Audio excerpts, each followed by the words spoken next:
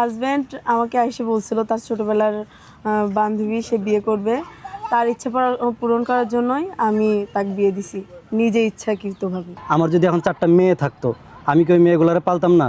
তো যে ব্যক্তি 4টা মেয়েরে পালতে পারে, সে কি 2টা বউ পালতে পারবে না? ওগুলাও মেয়ে, এই 2টাও তো মেয়ে। আমি তাকে ভালোবাসি, ভালোবাসার টানে আমি সতীন দেখেই সতীনের সংসারে আসতাম। আপনাকে যদি না রাখতে চায় তখন আপনি কি করবেন? যত যাই হোক আমি তো থাকবোই, ওটা আমার সতীনের পায়ে ধরে হোক, হাতে ধরে হোক, যেমনি হোক। এই মেয়েটা যা করলো তা বাংলাদেশের ইতিহাসে সত্যি নজিরবিহীন ঘটনা। নিজের স্বামীকে, হ্যাঁ নিজের স্বামীকেই বিয়ে করিয়ে দিল তার পুরনো প্রেমিকার সাথে, শুধু তার স্বামীকে খুশি রাখতে। ভালোবাসা কি এমনও হয় সমাজে, যখন সবাই পরক্রিয়ার ভয় দেখায় তখন সে দিল ভালোবাসার নতুন সংজ্ঞা। শুনুন তার মুখেই এই অবিশ্বাস্য গল্প।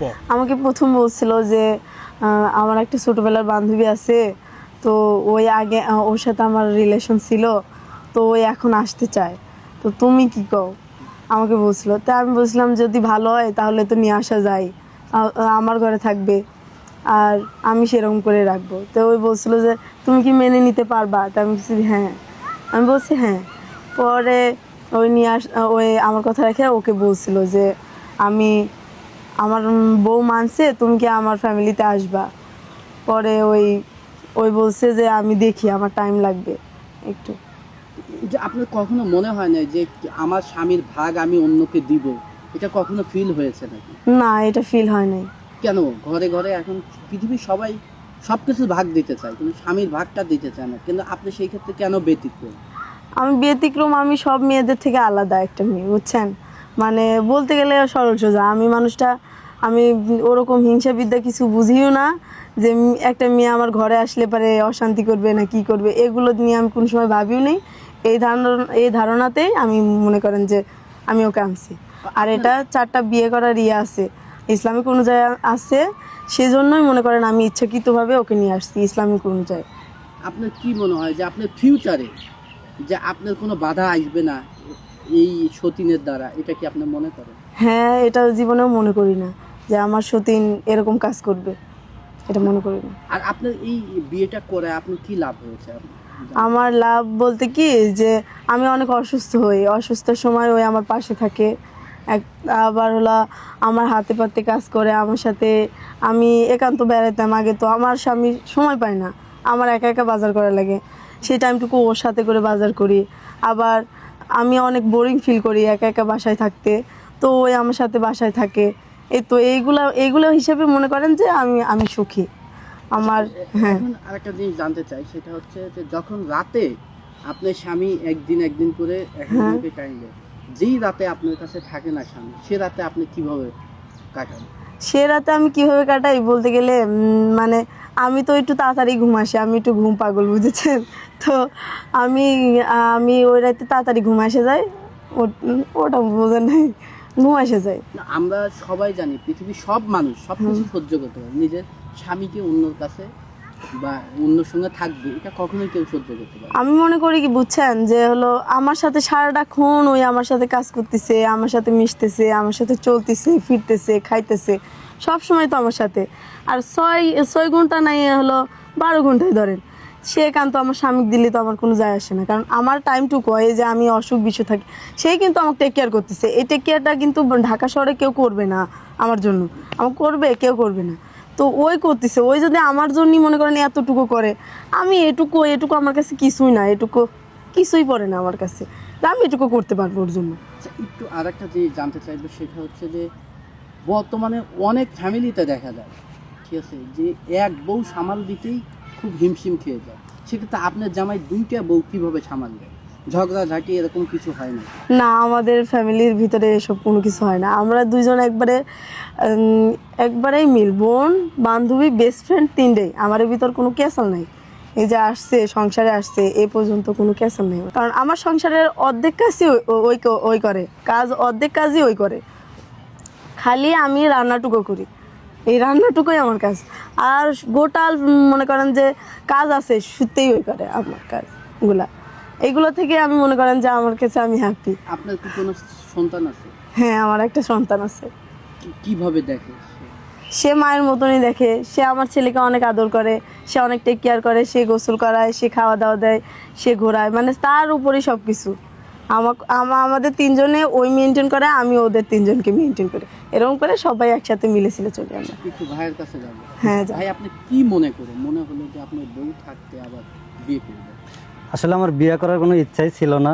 তো ছোটোবেলায় ওর সাথে রিলেশন ছিল, ওর আগে একটা বিয়ে হয়েছিল অন্য জায়গায়, বিয়ে হওয়ার পরে ওইখানে ডিভোর্স হয়ে যায় কোনো কারণে, অনেক মানে ছেলেটা ভালো ছিল না, তো এই জন্যই মনে করেন ওইখান থেকে ডিভোর্স হয়ে যায়। ডিভোর্স হয়ে যাওয়ার পরে ও বিয়ে বসবে এরকম মন মানসিকতা ছিল না। তো হঠাৎ করে অনেক বছর পরে ও নিজে আমাকে নক দিছে। নক দেওয়ার পরে কথা বলতে বলতে ভালো লাগা সৃষ্টি হয়েছে। পরে আমি আমার ওয়াইফকে জানাইছি যে ছোটোবেলায় আমার একটা বান্ধবী ছিল, আমার ক্লাসমেট, আমরা একই এলাকায় বড় হয়েছি, তো ও আমাদের ফ্যামিলিতে আসতে চাচ্ছে বা আমি আনতে চাচ্ছি, তুমি কি বলো?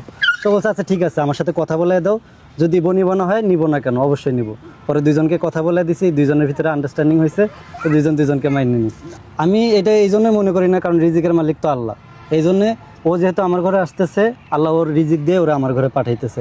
আর সবচেয়ে বড় কথা, আমার যদি এখন 4টা মেয়ে থাকতো, আমি কি ওই মেয়েগুলারে পালতাম না? তো যে ব্যক্তি 4টা মেয়েরে পালতে পারে, সে কি 2টা বউ পালতে পারবে না? ওগুলাও মেয়ে, এই 2টাও তো মেয়ে। এই জন্যে আর কি ওই চিন্তাটা আমি কখনো করি নাই। আমি যা খাই ও তা খায়, ও তা খায়, আমি সবাই মিলে দিলে একসাথে। না এরকম না, আমরা যেটা রুলস করে নিছি একদিন করে, এটার বাইরে ওরা কখনো যায় না, এই পর্যন্ত যায় না আর কি। তো ভবিষ্যতে কি এরকম থাকবে? ভবিষ্যতে আসলে এটা আমাদের বলেই নেওয়া আছে শুরুতে যে এর ব্যতিক্রম আমরা করব না কখনো, যত যাই হয়ে যায়। আর অসুখ বিসুখের বিষয়টা অন্যরকম, দেখেছে ও একটু অসুস্থ, তখন ওর সাথে নিয়ে ওর সেবা করি, ওইটা হিসাব আলাদা। কিন্তু এমনি নর্মালি আমরা এই নিয়মটা মেনটেন করে চলি, যাতে করে আমাদের ফ্যামিলিতে প্রবলেম না হয়। আপনার ফ্যামিলিতে কি কি সমস্যা হয়েছে একটু জানতে চাই। আমার ফ্যামিলি থেকে তেমন কোনো ঝামেলা হয় নাই, যেহেতু আমার বাবা নেই, আমার মা আছে, বাবা অনেক আগে মারা গেছে। তো এই জায়গা থেকে আমার মা আর কি তেমন কিছুই করে নাই, ঝামেলা করে নাই, বলছে ছেলে করছে আর কি করব। আর ওর ফ্যামিলি থেকে সবাই মেনে নিচ্ছে, মানে আমার বড় বউর ফ্যামিলি থেকে মোটামুটি সবাই মেনে নিচ্ছে। কিন্তু ছোটো বউর ফ্যামিলিতে একটু ঝামেলা হচ্ছে, তো ইনশাল্লাহ তারাও হয়তো অতি শীঘ্রই মেনে নেবে। এর মধ্যে কি পেলেন যে একটা বিবাহিত ছেলের কাছে আপনি আসবেন? কারণ আমি ওর অনেক ভালোবাসি। ওর যদি আরো 10টা বউ থাকতো তাও আমি আসতাম। কারণ আমি দেখে শুনে আসছি যে ওর বউ আছে, বাচ্চা আছে, আমি সবকিছু মাইনেই আসছি। একটা সিঙ্গেল ছেলের কাছে গেলে যে আমি সুখে থাকতাম তাও কিন্তু গ্যারান্টি নেই। একটা সিঙ্গেল ছেলে যে ভালো হয় এটার কোনো গ্যারান্টি নেই। কিন্তু ওরে আমি ছোট থেকে দেখছি, ওর সাথে খেলছি, ওর সাথে স্কুলে গেছি, ও কতটা ভালো আমার এলাকার মানুষ জানে, আমার ফ্যামিলি জানে, আমি জানি। সব কিছু মিলে আমার কাছে মনে হচ্ছে ওর চাইতে ভালো আর কারো আমি পাবো না আমার লাইফে, তো ওর কাছে আসছি। আপনি তো ইতিহাস তৈরি করেছেন, আপনি কি জানেন? জানি না ইতিহাস কি না, তবে আমি অনেক ভালোবাসি, আমার ভালোবাসা টানিয়ে আমি আসছি। আপনার কি মনে হয় যে এই সংসার কোথায় গিয়ে ঠিকবে? আপনার কোথায় কি মনে হয়? কোথায় গিয়ে ঠেকবে জানি না, তবে আশা আছে মৃত্যু আগ পর্যন্ত ওর সাথেই থাকবো, যত যাই হোক। যে কখনো যদি আপনার এই সতীন বলে আমার ছেলে আছে আছে, আমি আবেগে পড়ে তোকে নিয়েছিলাম, আমার হচ্ছে হাজবেন্ড বলেছিল, ওই মুহূর্তে আপনি কি করবেন? ওর পায়ে ধরে রইলাম থাকবো। আপনাকে যদি না রাখতে চায় তখন আপনি কি করবেন? যত যাই হোক আমি তো থাকবোই, ওটা আমার সতীনের পায়ে ধরে হোক, হাতে ধরে হোক, যেমনি হোক।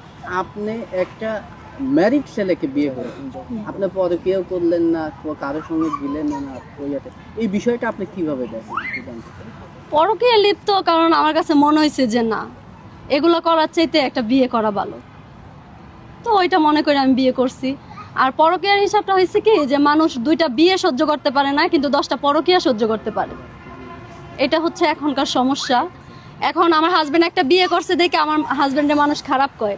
এখন যদি আমার হাজবেন্ড বউ রেখে যদি 10টা পরকীয়া করতো, মানুষ খারাপ বলতো না। আচ্ছা, আপু একটু জানতে চাইবে এই জায়গায় যে আপনার হাজবেন্ড যদি বলে যে আমি আরেকটা বিয়ে করব, তখন কি করবে? অবশ্যই রাজি হবো। সে যদি চায় যে আরেকটা বিয়ে করবে, আমিও রাজি, আমার সতীনও রাজি। আমার সতীনও বলছে কোনো সমস্যা নেই। সে যদি রাখতে পারে, আমরা কি লিগে মানতে পারবো না? আমরা মানতে কোনো পারবো সমস্যা হবে না, কোনো সমস্যা তখন নেই। কিভাবে ঘুমাবেন?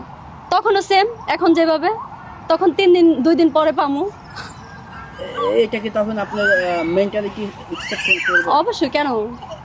আপুর কাছে সেম প্রশ্নটাই, যে আপনার হাজবেন্ড যদি বলে আমি একটা বিয়ে করবো, আরো 2টা করবো, তখন কি করবেন?